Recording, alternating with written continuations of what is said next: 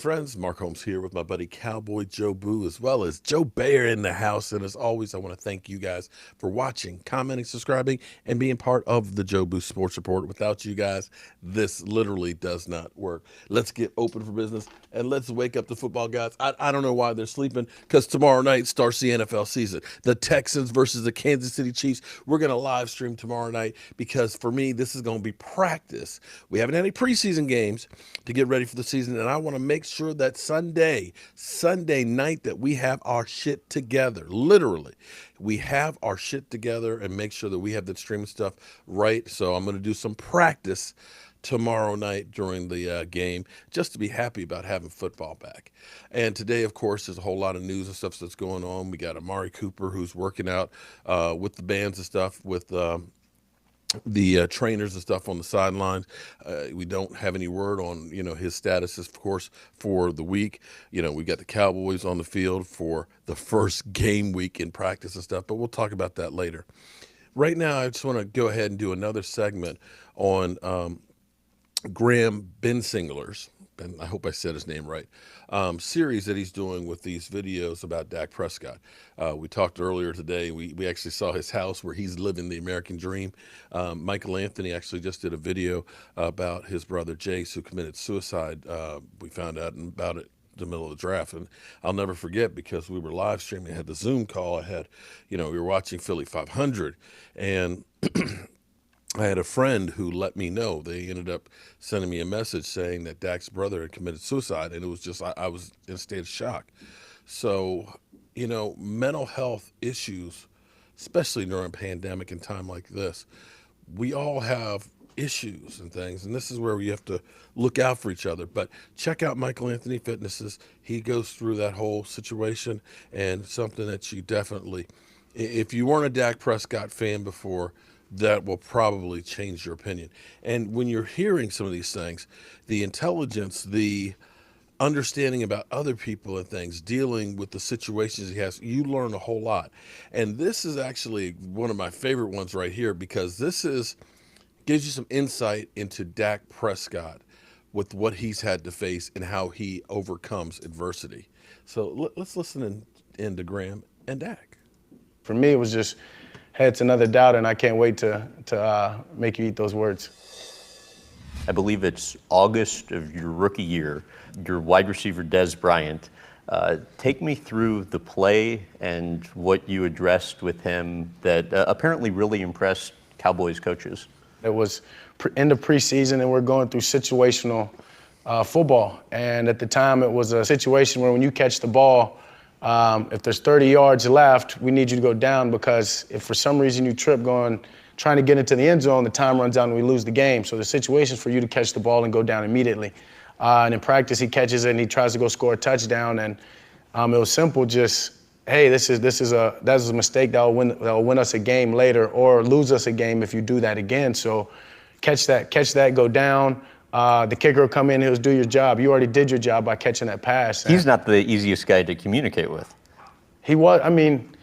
When you get to know people and you know how to talk to people, there's not somebody that's easier or harder to communicate with. And that's something that's always been big for me, is to get to know my teammates, get to know who they are, besides the Dez Bryant that the world knows, or besides number 88, besides the guy that throws up the X, but the guy that has kids and goes home to those kids, and the guy that loves to play video games. You got to get to know that side of people that allow on the football field for you to say whatever you want. Even if subconsciously, is there a way going into a situation like that you think about how to address it with this person to get a positive outcome? Yeah, you have to, because some people you have to scream at them in front of other people. Almost, you can say, undress them with words to get the best out of them. Some you have to pull to the side and say it, and you have to know how people to react to every situation. And that's big for me to know my teammates, so I have that opportunity to do that when it presents itself. And what's a situation where you know that in order to get the most effective response from somebody, you have to scream at them in front of everybody? I'm not afraid to say whatever words come to my mind, and to be honest, I'm a passionate guy. So if I undressed a guy with words, that was just what I felt I needed to do at that time. And it wasn't something like, hey, I need to say the F-bomb or this or that to do it. It was just, this is what comes out, and it was real. And so that's why my teammates can respect that. When then starter Tony Romo gets injured, is out a projected 2+ months, how quickly does the reality of what that means for you sink in? Immediately. I've been in that situation going back to high school. The guy gets hurt, I have to go in and play. College, he gets hurt, I have to go in and play. So at this moment, I'm just going in and doing what the team asked me to do. I was once told when an opportunity presents itself, you don't ask why. You take it and you run with it. So that's something that I've always tried to do. How strange is that dynamic, even if both people is the best of intentions, knowing that both you and Tony want the same job? It's tough, but it's football. We can both want the same job all we want, but there's 10 to 50 other people counting on us to do our job. So whoever the person is to go in there, he has a job now to help that man get ready. And if he doesn't, he's not letting me down. He's letting the whole team down because now his job is to be that role. And so when I was a backup, it was the same way. I have to help the starter out in whatever aspect that he needs it. And so the moment, just because I'm playing, we can have whatever personal relationship, good or bad, but this is for the team. It's much bigger than us two individuals. So you go on a tear that entire rookie season. You have, I think, one bad game. And after that bad game, Cowboys owner Jerry Jones comes out and publicly questions if Tony Romo should be starter again. And I mean, to your credit, you said all the right things. Mm-hmm. But deep down, what are you thinking in those private moments? Another doubter. Whether he meant it intentionally or whether he was just trying to raise another man up, it was just another doubter. Because I've done so much for this time, and you're still questioning that, that's all right. But to give him a little bit of credit, he saw what Tony had done. So I think of that as well. So that's what allows me not to have any personal attention to a guy, because I always try to see out of their eyes, see their perspective. But for me, it was just, hey, it's another doubter, and I can't wait to make you eat those words. Are you upset at the time? No, because it's words. I've got the opportunity to go practice tomorrow. I've got the opportunity to go play in the game. So I would only be upset at myself if I didn't take advantage of it. Your reaction to that speech Tony gave when publicly conceding the role to you? I was that kid once. Stepping in, having to prove yourself. I remember the feeling like it was yesterday. It really is an incredible time in your life. And if I remember one thing from back then, it's the people that helped me when I was young. And if I can be that to Dak, I've tried to be, and I will be going forward. I was impressed, for one, to come out and say what he said on a personal standpoint, especially because Tony did exactly what I did at one point of time, of taking the man's job ahead of him because of an injury or because of this or that. So for it to come full circle and for him to say it with such class, with a lot of humility, it was impressive. Your reaction to Coach Garrett's firing? I mean, he's somebody that I respect dearly. He's a coach that makes sure that his players know he believes in them. He gives them every opportunity to be the best they can.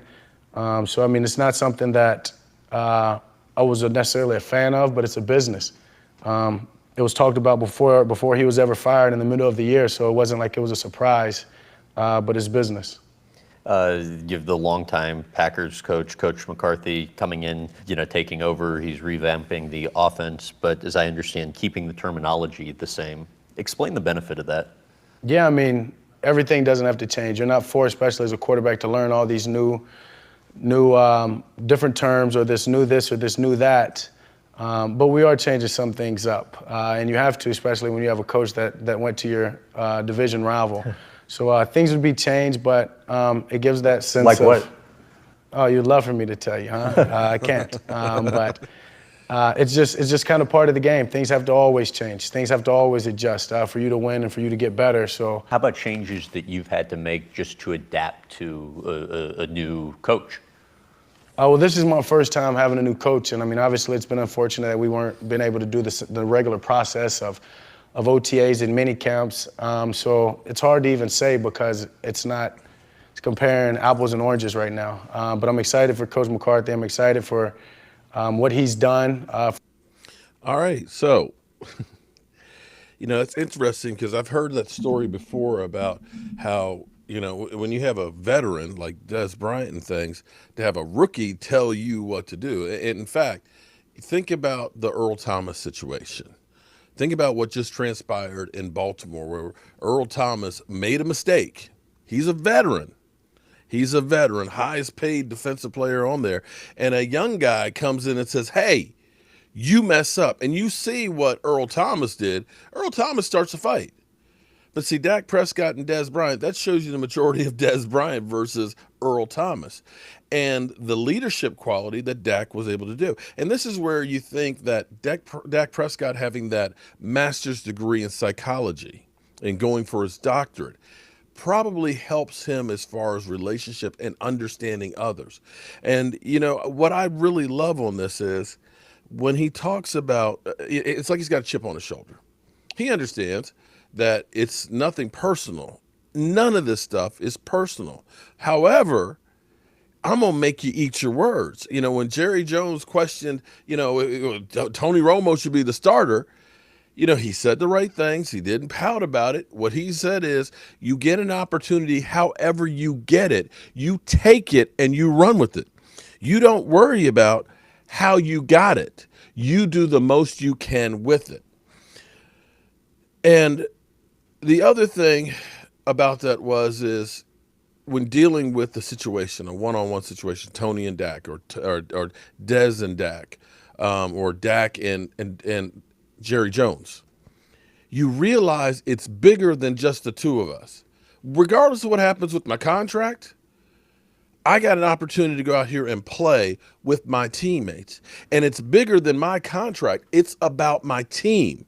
Because I can't let my contract and my not getting what I want from Jerry Jones to affect those other 52 guys in that locker room. It's bigger than my paycheck. It's bigger than what Jerry Jones was. It's about this band of brothers.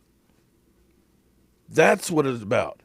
And it was interesting to see or hear Dak say, you know, because sometimes you get a little taste, just a little taste, to say after his rookie year of him playing and doing so well, after everything that I've done, you still question what I'm doing.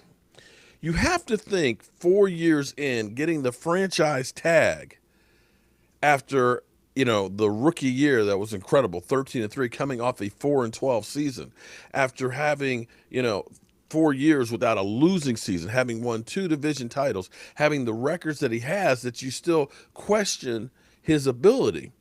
And you have to think that he's going to go out there this year to make Jerry Jones eat those words and make him pay through the nose on that contract.